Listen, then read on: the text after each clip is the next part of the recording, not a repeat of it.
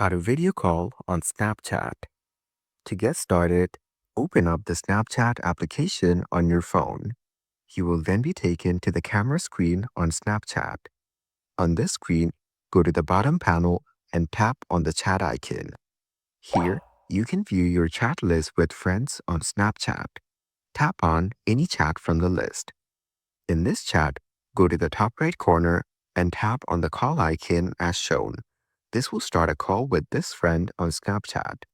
If you want a video call instead, then tap on the video call icon right beside the call icon. Once you start the video call, you will be taken to this screen.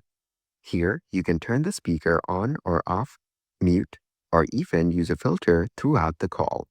You can repeat the same to video call other friends on Snapchat.